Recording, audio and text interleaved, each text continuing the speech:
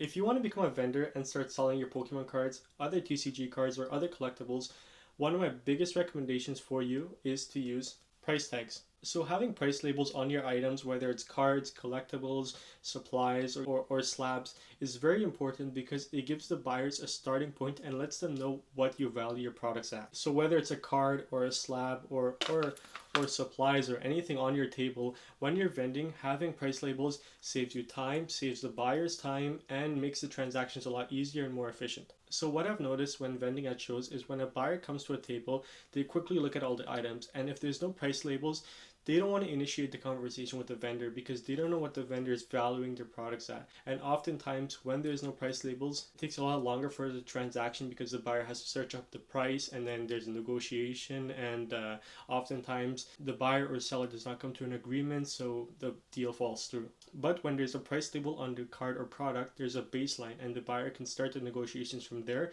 and they know that that's what the seller wants. So there's a little bit of room for negotiation, but not a lot. So that's why a price label is so important. It saves you time, it makes the transaction efficient, and it helps initiate a conversation because oftentimes what I've seen is a lot of buyers don't want to initiate a conversation when there's other tables available. They'll just go to the next table across from you or beside you that has labels and they know what that product is worth. Well, in this video, I wanted to share to you guys what the best ways are to label your cards. Specifically Pokemon cards or TCG cards, which is what I vend, but this could also apply to other collectibles. So I'm going to go through the labels that I've used initially, the ones that I've experimented with, and what are my preferred labels. So let's jump into that. Alright, so here I have 5 copies of this Articuno illustration rare from Journey Together. So I thought it would be the perfect way to showcase to you guys 5 different ways that you guys could price label your cards. So initially I used to always use these little small labels. So I bought a huge pack of these labels when I first started vending and I just recently ran out. But I've been labeling my cards with this for the past 5 or 6 months, and it's very simple. Just take a pen and write down the number that the card is valued at, stick it into a binder, and that's it. That's all I've been doing. It's been very simple, very easy to do, and so far it's worked great. But I've noticed that other people do different things, so I want to show you guys what I've also seen. I also use these circular labels. I only use these on the display cases or cards that are of higher value and that I put into top loaders in the display case that I could show you guys. But basically I would take these circular labels, same concept, they're a little bit bigger so you could write bigger on them. You could see the price from afar, so when the display case is full of like 50 or 60 cards, it's a lot easier to notice the different labels. So that's why I started using these for the display case, and it's been working great so far, but I have since upgraded and I'll show you what I use in just a minute. So one other label type that I've seen a lot of vendors use is these sticky tabs or just little I think notebook tabs, but basically these are very simple because you're able to remove them very easily. The adhesive is very weak, so you could just like peel them off and update the sticker as you go. I've seen a lot of people use them for slabs because the prices of like slabs or graded cards fluctuate so much, so you do need to update them every show, and it's a lot easier to update these.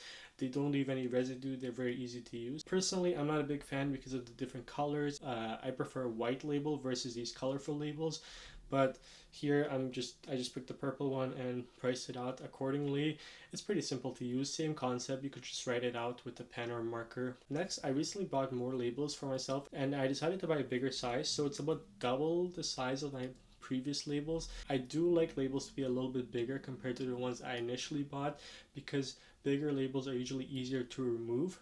Oftentimes when I have to update a price of a card, removing the small labels leaves a residue or adhesive. It's very difficult to remove, but the bigger ones I tend to find that they're easier to remove. So I did recently buy these bigger labels, 1" by a 1/2" label, white background, super simple to use. You could print on it, you could use a pen or marker. Here I'm just using a pen. Very simple. I have more room to write on, so I could also put a $ in the front or back depending on where you're from. This is the label that I'm going to be using going forward, and here's how I stumbled upon it. So a friend of mine that also vends there, he started using these labels and I asked him about it, and he recommended this label printer that uses these thermal label by like a rolls of them. They're a little bit more expensive compared to other labels, but you could customize the labels and you could print it using your phone. They have a little app on it. It's called Nelco.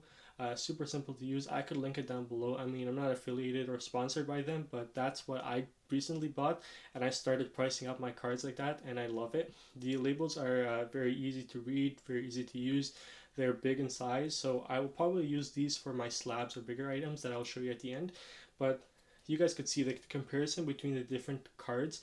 The bigger the label is, the more it stands out. And also, if you have bad handwriting or if you're going fast like I was, oftentimes the fonts of all your labels will look differently and it looks really sloppy. But having a printed label like the one I used at the very end, very easy to use, very easy to read, and it just looks more professional. You could also put your logo on it, so I customized my logo a little bit for the label, just made it text based. I tried to use my logo with the Inferni, but it just wasn't printing well because of the quality of the thermal printer. You do find a higher quality printer, or if you do want to add your logo on it, you could also do that. That's probably what I'll be doing going forward, using the thermal printer. And I also might be using like a printer for the labels that I recently got. It's actually on a sheet of paper that you could print on, so that's what I will be using going forward, just because I like the look of a printed label versus a handwritten one. So next I'll show you guys two different scenarios, when the cards are in top loaders and then when the cards are in a binder. So here, let's put all the cards in top loaders to show you guys how they look. Overall, all of them look fine, but again, the bigger the label, the better it looks from afar, especially when you're a buyer and when you have to scan up like hundreds and thousands of cards. The bigger the label, it's easier to just spot the amount or whatever you're looking at, and it just stands out. And especially if it's printed label, it's a lot cleaner, it's a lot more professional. And if you want to step up your game, I do recommend a printed label, unless you have very good handwriting that's very consistent all throughout the pricing of your cards. Printed labels should be faster to print and stick on your cards, as you could pre-print them if you do want to, or you could create a system for yourself. So you could probably import the prices and then print the labels and just stick them on, versus having to manually do it all by hand or search them all up. So that's probably a perk of it. I will do some more research on it, and I might upload a video soon to show you guys a more in-depth process of how I create my labels once I nail down the process, but stay tuned for that. Lastly, let's put all the cards in a binder page to show you guys how they look in comparison to one another. So this way you could easily identify which one you like the most. So personally, I do like the bigger labels again, and also the printed ones. Just in a binder situation, again, it looks really nice. And here I could show you a clip. So previously I had all these small labels that I was using to price out my cards, but I picked up a lot of cards recently, so I priced them all out, and you guys can see a side-by-side comparison.